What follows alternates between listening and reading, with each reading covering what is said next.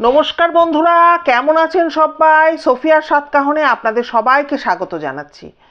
বন্ধুরা, শীত কিন্তু একদমই কমে চলেই গেল প্রায় ধরতে গেলে। কি জানি আর ঠান্ডা পুনরায় পড়বে কিনা। একটুও তো ঠান্ডা দেখছি না ইছাপুরে।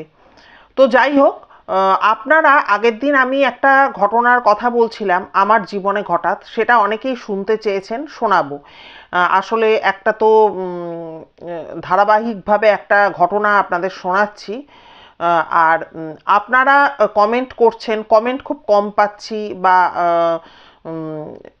ভিউও খুব কম হচ্ছে। জানি না যারা আমার সাথে ছিলেন কি অভিমান থেকে তারা সরে যাচ্ছেন নাকি সাথে আছেন। অবশ্য রোজ দিন তো সবার কমেন্ট করা সম্ভব হয় না।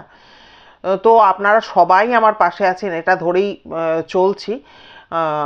আজকে যে আহুতির যে পার্টটা নিয়ে বলতে চলেছি, তো আমি শেষটুকু একটু আপনাদের মনে করিয়ে দিই।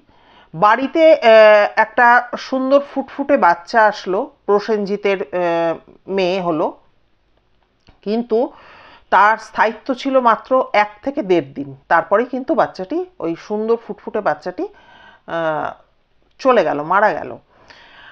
আর তারপরে কিন্তু প্রসেনজিতের মার এতদিনের টনক নড়ল যে বাড়িতে একটা শান্তি সস্তায়ন করা হোক। সেই মতো শান্তি সস্তায়ন করার পর প্রসেনজিৎ পুকুর ঘাটে গিয়ে দেখল বিশ্বজিৎ বসে আছে। যেরকম বলেছি পেছন করে বসে থাকতো ঘাটে, সেইভাবে পেছন করে বসে আছে, এবং তার পাশে কিন্তু সাদা থান পরিহিতা তার ঠাকুমাও বসে আছে। এই পর্যন্ত বলে কিন্তু আমি ঘটনাটি শেষ করেছিলাম। এবার আজকের পর্ব তাহলে শুরু করছি। ওদের দুজনকে বসে থাকতে দেখে এবার প্রসেনজিৎ ভীষণ নির্ভীক ছিল। এদের দুজনকে বসে থাকতে দেখে ও ওই পেছনে দাঁড়িয়ে বলে, তোরা আবার এসছিস? ভাইকে বলে, তুই আবার এসছিস? তখন ভাই বলে, হ্যাঁ আমার বাড়ি, আমি কোথায় যাব? ওই তোদের ওই সমস্ত পুজো আচ্চা করে আমাকে তাড়ানো যাবে না, আমি এখানেই থাকবো। আর বুড়ি যে ঠাকুমা, বয়স্ক যে ঠাকুমা, তাকে উদ্দেশ্য করে বিশ্বজিৎ বলে, মেয়ে হয়ে তো গিয়েছিলে, থাকতে পারলে? মেয়ে সেজে যাওয়া। তখন ঠাকুমা বলেন যে আমি তোর ঘরে তোর মেয়ে হয়ে গিয়েছিলাম। তিনিও কিন্তু পেছন দিক করেই বসে আছেন এবং বলছেন, কিন্তু এই বিশ্বজিৎ আমাকে থাকতে দিল না। তো এইটা দেখুন বন্ধুরা, এই জায়গায় সুস্মিতা বারবার করে বলেছে যেটা, যে দর্শক মণ্ডলী কিভাবে নেবে, দর্শক মণ্ডলী বিশ্বাস করবে কিনা আমার জানা নেই। তাই এটাকে আমি ভয়ের ঘটনা বলছি না, কিন্তু যদি ভয় মানে একটু তলিয়ে ভাবি যে কতটা ভয়ঙ্কর এবং মারাত্মক। যে দুজন মারা গেছে দুজনই ওই পুকুর ঘাটে এসে কিন্তু বসছে এবং তারা কিন্তু কথা বলছে, এবং প্রসেনজিৎ কিন্তু সত্যিকারের একজন নির্ভীক মানুষ, তাই কিন্তু সে এদের সাথে কথা বলতে পারছে। তো যাই হোক, এরপরে কিন্তু বিশ্বজিৎ প্রসেনজিতের মা মানে সুস্মিতার জেঠিমা কিন্তু প্রসেনজিতের কাছে একটা জিনিস কনফেস করে। তিনি বলেন যে বিশ্বজিতের ঘরের সামনে দিয়ে তাকে রান্নাঘরে যেতে হতো। তার আগে একটা কথা বলি, এই যে বিশ্বজিৎ প্রসেনজিতের মা, তার যে একটা ক্যারেক্টার, এটা আপনাদের অবাক লাগছে না? আমারও শুরুতে কিন্তু খুব অবাক লেগেছিল যে এ কি, এরকম ঘটনা যখন বারবার ছেলে এসে দেখে এসে বলছে ঘাট থেকে, তাহলে তারই তো উদ্যোগ নিয়ে ঝাঁপিয়ে পড়ে, হ্যাঁ, এরকম শান্তি সস্তায়ন বলুন বা কাউকে ডেকে আনা যিনি এইসব ব্যাপারগুলোকে বাড়ি থেকে সরাতে পারেন, এইটা ছিল উচিত। কিন্তু উনি কিন্তু বারবার বাধা দিয়ে এসেছেন।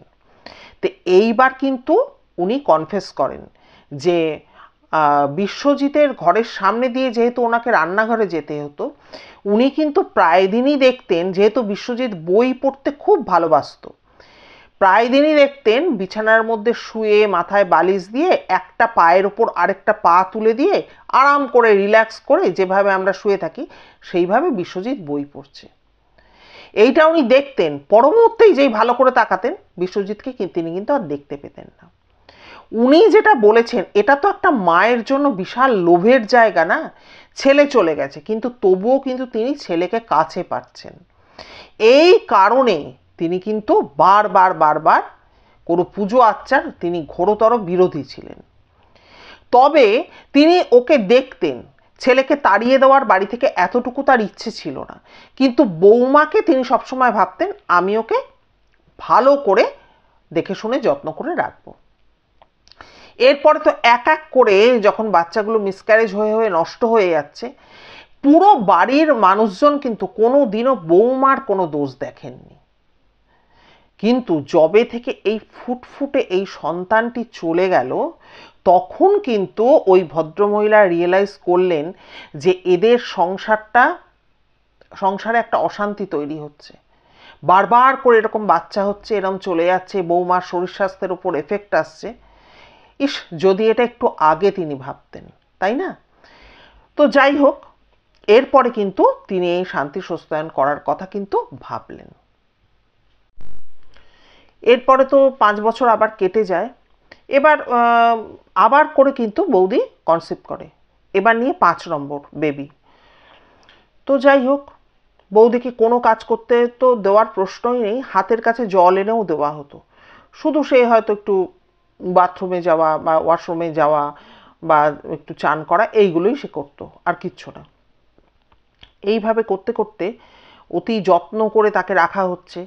যখন 7 মাস হয়, 7 মাস হয়ে যাওয়ার পর সবাই যখন ভাবছে যে এইবারে খুব সাবধানে রাখতে হবে, হ্যাঁ আরও যত্ন করে রাখতে হবে, এই সময় কিন্তু হঠাৎ করে বৌদির একদিন প্রচণ্ড পেটে যন্ত্রণা শুরু হয়, প্রচণ্ড পেটে যন্ত্রণা।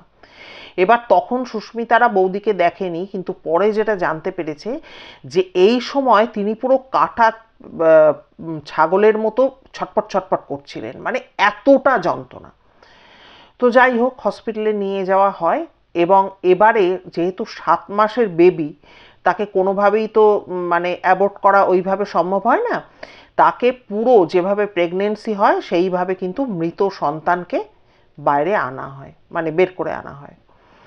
বের করে আনার পর ডাক্তারবাবু অবাক হয়ে যান, এবং তিনি ওই বৌদিকে জিজ্ঞাসা করেন যে মা, তোমাকে একটা কথা জিজ্ঞাসা করছি, তুমি আমাকে সঠিক উত্তর দেবে? তখন উনি বলেন যে মা, তোমাকে কি শ্বশুরবাড়িতে খুব অত্যাচার করা হয়?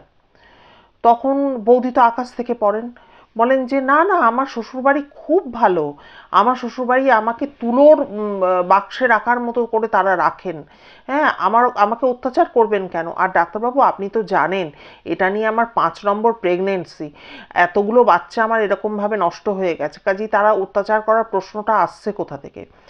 তখন ডাক্তারবাবু বলেন যে মৃত সন্তান কিন্তু মাকে দেখানো হয় না, সেটা নিয়ম নয়, কিন্তু আমি এই সন্তান, এই যে সেই সন্তানটি হয়েছিল কিন্তু ছেলে সন্তান আর কি, বলে তোমার এই সন্তানকে আমি কিন্তু তোমাকে দেখাবো, তুমি খালি দেখো। এইবারে সেই সন্তানকে যখন বৌদিকে দেখানো হয়, দেখা যায় মুখে, গালে, কপালে, ঠোঁটের কোণায় সমস্ত কালশিটের দাগ। ডাক্তারবাবু সেই সন্তানকে দেখিয়ে বলেন, ঠিক মনে হচ্ছে যে তোমাকে কেউ মেরেছে, সন্তানটা তো তোমার শরীরের ভেতরে রয়েছে, সেক্ষেত্রে তোমাকে যদি কেউ আঘাত করে, বিশেষ করে পেটে আঘাত করে, সেই আঘাতটা গিয়ে তোমার সন্তানের ওপর পড়বে, তবেই না এরকমভাবে কালশিটের দাগ হবে তার সারা শরীরে, সারা শরীর জুড়ে কিন্তু তার কালশিটের দাগ। তখন বৌদি বলে যে না না, মারার তো কোনো প্রশ্নই নেই, এরা তো সবসময় মানে আমাকে কিভাবে যত্নে রাখবে এই চিন্তা করে। তো যাই হোক, এইভাবে তো এই সন্তান কিন্তু বৌদি মানে মৃত সন্তান প্রসব করে।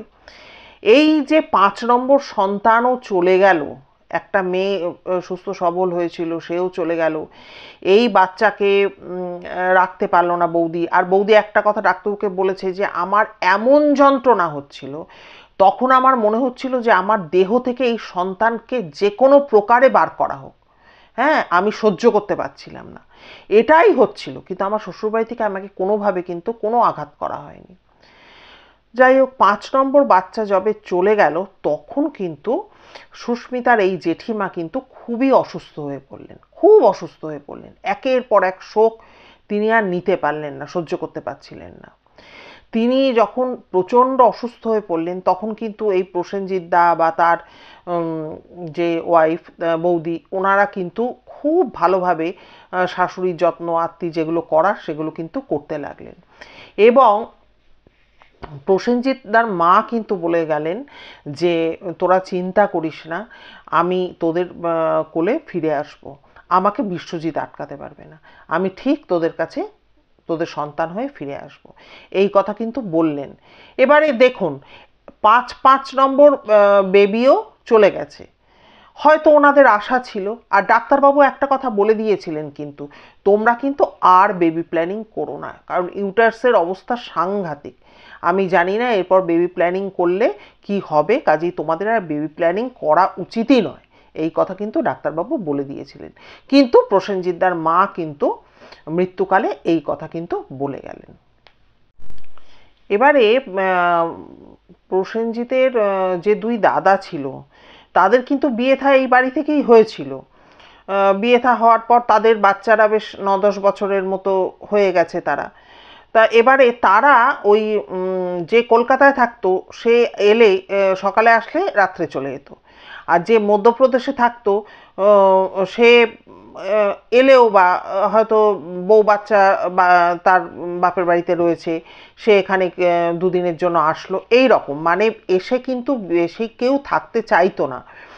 ফলে ওদের ওই বাড়িতে তখন তো শাশুড়িও মানে বৌদির শাশুড়িও মারা গেছে, পুরো বাড়িটা একদম থমথমে একটা কীরকম পরিবেশ হয়ে গেল। এবং বাড়ির সামনে দিয়ে সুস্মিতা যেটা জানিয়েছে যাতায়াত করতেই হবে তাই লোকে করতো, কিন্তু সন্ধ্যের পর থেকে না গা ছমছম করতো, কারণ যা হচ্ছে যা ঘটছে ওই পুকুর ঘাটে কী হচ্ছে, বাড়িতে কি হচ্ছে, সবাই তো পুরো ব্যাপারটা জানতো। তো যাই হোক, প্রসেনজিৎ কি করে, একটা না যজ্ঞ করায়, একটা যজ্ঞ করায় যে ওই প্রসেনজিতের মা মারা যাওয়ার পর একটা বিশাল বড় করে প্রসেনজিৎ যজ্ঞ করায় বাড়িতে। তখন যজ্ঞ করাবার পর মানে যে যিনি যজ্ঞ করতে আসেন তিনি বলেন যে তোমাদের এই বাড়িতে এই যজ্ঞটা অনেক অনেক আগে করা উচিত ছিল, যখন তোমার ভাই অপঘাতে মারা গেল। তোমরা কি জানো যে ও এইভাবে যে বাড়িতে রয়ে গেছে এবং একের পর এক প্রাণ সে যে নিয়ে যাচ্ছে, ও কিন্তু পিশাচে পরিণত হয়েছে, এবং তোমার ঠাকুমাও কিন্তু তাইতে পরিণত হয়েছে। ওরা কিন্তু তোমাদের ভালো চায় না। আমি জানি না তোমাদের আর বাচ্চা নেওয়া উচিত হবে কিনা, কারণ এই বাড়িতে আদৌ তোমাদের বাচ্চা বাঁচবে কিনা। হ্যাঁ, এইটা তিনি কিন্তু বললেন, এবং বললেন যে এই যজ্ঞ অনেক অনেক আগে কিন্তু করা উচিত ছিল। তো যাই হোক, এরকমভাবে তো দিন যাচ্ছে। এর মধ্যে প্রসেনজিৎ দা একদিন হঠাৎ করে কিন্তু স্বপ্নে তার মাকে দেখলেন, এবং মা বলছেন যে দেখ আমার কথা শোন, তোরা আর একটিবার চেষ্টা কর, আমি তোদের মেয়ে হয়ে আসব, আমাকে বিশ্বজিৎ কিচ্ছু করতে পারবে না, এরকম বলে কিন্তু প্রসেনজিৎ একটা স্বপ্ন দেখলেন। এবার তাদেরও না খুব একটা আর ইচ্ছা ছিল না এসব ব্যাপারে, খুব একটা ইচ্ছে ছিলই না, কারণ 5-5বার এরকম হয়ে গেছে। আর বৌদির ওপর দিয়ে যে কি অমানসিক কষ্ট বা যন্ত্রণা গেছে সে তো আমি বললাম, আপনারা তো শুনলেন, বুঝতেও পারলেন। তো তবুও প্রসেনজিৎ দার একটা লোভ ছিল মনে মনে, একটা বাবা ডাক শোনার লোভ। তো তিনি কিন্তু অনেক কষ্ট করে বৌদিকে রাজি করাতে থাকেন যে এই শেষবার, এরপরে আর আমি বলবো না, কিন্তু এই শেষবার যেহেতু মা বলছে, মার উপর একবার বলছে যে ভরসা করে দেখতে, তা তুমি রাজি হও, আর একবার আমরা আর কি বাচ্চা নিই আর কি। তো যাই হোক, বৌদি আর কি করবেন, তিনি তো তাকে রাজি হতে হয়। যাই হোক, 6th বার কিন্তু তিনি কনসেপ্ট করেন। যাই হোক, বৌদি তো 6 টাইম প্রেগনেন্ট হলেন তিনি, এবং এই প্রেগনেন্সি মানে 94-এ বৌদির বিয়ে হয়েছিল, আর তারপরে এই প্রেগনেন্ট যে হলেন উনি 2013-এর একদম শেষাশেষি উনি প্রেগনেন্ট হলেন। আর মানে এই সময় কিন্তু একটা খুশির খবর আসলো। কীরকম খুশির খবর আসলো, যে প্রসেনজিৎদার যে দাদা মধ্যপ্রদেশে থাকতেন, উনি কিন্তু আর মধ্যপ্রদেশে থাকবেন না, ওনারা বাড়িতে ফিরে আসছেন। তো যাই হোক, ওনারা বাড়িতে ফিরে আসছেন, স্বাভাবিক ব্যাপার, বৌদিও একটা কথা বলার লোক পাবে, আর ওনার একটা 9 বছরের শিশুকন্যা আছে, সেও বাড়িতে ঘোরাফেরা করবে, খেলাধুলা করবে, একটা বাড়ির পরিবেশটা চেঞ্জ হবে। এবারে তো যাই হোক, বৌদি তো প্রেগনেন্ট। কিন্তু একটা কথা আপনাদের বলতে যেটা ভুলে গেছি, সেটা হচ্ছে বিশ্বজিৎ মারা যাওয়ার পর থেকে কিন্তু এই বাড়ির অবস্থাটা, ওদের কিন্তু খুব ভালো অবস্থা ছিল, কিন্তু এই বাড়ির অবস্থাটা কিন্তু ধীরে ধীরে করে করে খুব মানে নিচের দিকে নেমে গেছিল, মানে আর্থিক অবস্থা যেটা বলে। তো যাই হোক, তবুও একটা বাড়িতে বাড়ির ছেলে ফিরে আসছে, একটা আনন্দের বাতাবরণ তৈরি হয়েছিল।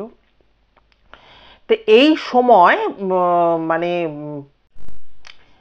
যাই হোক, ওষুধ মানে বৌদির যে প্রেগনেন্ট হন, তারপরে যে কি কস্টলি, সুস্মিতা যেটা জানিয়েছে যে কি মারাত্মক কস্টলি যে এই চিকিৎসা, যেহেতু এতবার প্রেগনেন্ট হয়েছেন তিনি এবং ইউটারাসের অবস্থা খারাপ, ডাক্তারবাবু বলে দিয়েছেন। মানে প্রতি সপ্তাহে 4,000 টাকা করে ইঞ্জেকশন নিতে হতো বৌদিকে, এবং প্রতি মাসে একবার করে 8,000 টাকার একটি কস্টলি ইঞ্জেকশন তাকে নিতে হতো। এছাড়া তাকে মানে টোটাল যে মানে টেক কেয়ার করার ব্যাপার থাকে, সেইগুলো করতে মানে অমানুষিক একটা খরচা হচ্ছিল, কিন্তু কোনোভাবে কিন্তু প্রসেনজিৎ সেটা কিন্তু সামলে নিচ্ছিল। আর এই সময় কিন্তু প্রসেনজিৎ আবারও তার নিজের মাকে কিন্তু স্বপ্নে দেখে। সে কিন্তু বারবার করে মাকে স্বপ্নেই দেখেছে, সে কিন্তু ওই পুকুর ঘাটে বসে থাকতে মাকে কিন্তু দেখেনি। এবং মা তাকে জানায় যে তোরা নিশ্চিন্ত থাক, এই যে বাড়িতে একটা তোরা বড় করে পুজো দিয়েছিস, এই পুজোর পরে কিন্তু ওরা আর থাকতে পারেনি, ওরা কিন্তু দুজনেই বাড়ি ছেড়ে চলে গেছে, কাজেই আর কোনো অসুবিধা হবে না, তোদের মঙ্গল হবে, তোদের ভালো হবে, আমিই তোদের সন্তান রূপে তোদের কাছে আসব। আচ্ছা, প্রসেনজিতের মেয়ে কিন্তু সুস্থ দেহে জন্মালো 2014-এ। আর এখন সেই মেয়ের বয়স কিন্তু 10+। তো হুবহু একদম বিশ্বজিৎ এবং প্রসেনজিতের মায়ের মতো সেই মেয়ের মুখশ্রী। এর পরের ঘটনাটা আরও অদ্ভুত, দেখুন। মেয়ে জন্মালো, আর কোনো সমস্যা নেই, সুন্দর তারা রয়েছে। সেই মেয়েটি, সুস্মিতা বলেছে যে যে কেউ না দেখলে এটা বিশ্বাস করবে না, যখন মাত্র 2 বছর কি 2.5 বছর তার বয়স, তখন থেকে সে কিন্তু প্রসেনজিৎ এবং তার দাদা, মানে যে মধ্যপ্রদেশ থেকে ফিরল, এই দুজনকে কিন্তু ভাত বেড়ে তরকারি দিয়ে খেতে দিত। ভাবতে পাচ্ছেন কি অদ্ভুত ঘটনা? যেহেতু তাদের মাই এসেছে, এটাই এর দ্বারা প্রমাণিত হয়। ওইটুকুনি শিশু কিন্তু এই দুজনকে, যখনই এরা খেতে বসতো, এই দুজনকে কিন্তু ভাত বেড়ে যা ডাল তরকারি মাছ যা থাকতো সেই দিয়ে কিন্তু খেতে দিত। বলছে এটা কেউ কিন্তু বিশ্বাস করবে না। আর সুস্মিতা বলেছে যে এটা এতটাই একটা সত্যি ঘটনা, যেটা বলেইছি তো, সাউথের শ্রীকৃষ্ণপুর গ্রামে এই ঘটনাটা ঘটেছে, এটা কিন্তু সে বলে দিয়েছে। তো যাই হোক, এটা তো দীর্ঘ 4টে এপিসোডে আমি ঘটনাটি শেষ করলাম। আপনারা অবশ্যই কিন্তু কমেন্ট করে আমাকে জানাবেন যে ঘটনাটি কেমন লাগলো। আর এটা আমার কাছে খুবই অদ্ভুত লেগেছে, খুব অদ্ভুত লেগেছে। মধ্যে থেকে এই যে বৌদি, প্রসেনজিতের স্ত্রী, তার যে কষ্টটা, মানে অপরিসীম কষ্ট সে সহ্য করেছে, কিন্তু তারা, তাদের অদম্য একটা জেদ ছিল বলে কিন্তু তারা বাবা মা ডাকও শুনতে পেয়েছে। তো আজকের এত এই যে 4টি পর্বের আজকে অন্তিম পর্ব, হ্যাঁ, আজকের ঘটনা এখানেই শেষ করছি। আপনারা কমেন্ট করবেন, আর আপনাদেরও স্টকে যদি এরকম কোনো ঘটনা থেকে থাকে, ভৌতিক সবসময় হতে হবে তাই না, অলৌকিকও হতে পারে, হ্যাঁ, এরকম যদি কোনো ঘটনা থেকে থাকে অবশ্যই আমাকে একটু পাঠাবার চেষ্টা করবেন, হ্যাঁ, তাতে আমি সব বন্ধুদের মাঝে শেয়ার করতে পারবো। আর নতুন বন্ধুরা যারা এতক্ষণ ধরে আমায় শুনলেন, অসংখ্য ধন্যবাদ জানাচ্ছি। যদি ভিডিও ভালো লাগে তাহলে একটা লাইক করে সাবস্ক্রাইব করে নেবেন এবং অবশ্যই বেল আইকনের অলে গিয়ে প্রেস করবেন, তাহলে আমার বলা যে কোনো ভিডিওর নোটিফিকেশান চটজলদি আপনারা পেয়ে যাবেন। আর নতুন পুরনো সকল বন্ধুদের কাছে বলবো, যদি ভিডিও ভালো লাগে প্লিজ একটু আপনার ফ্রেন্ডস ফ্যামিলির মধ্যে শেয়ার করে দেবেন। আর কি বলবো, সবাই খুব খুব ভালো থাকবেন, সুস্থ থাকবেন। দেখা হচ্ছে তাহলে নতুন কোনো ঘটনার সাথে নতুন ভিডিওতে। নমস্কার।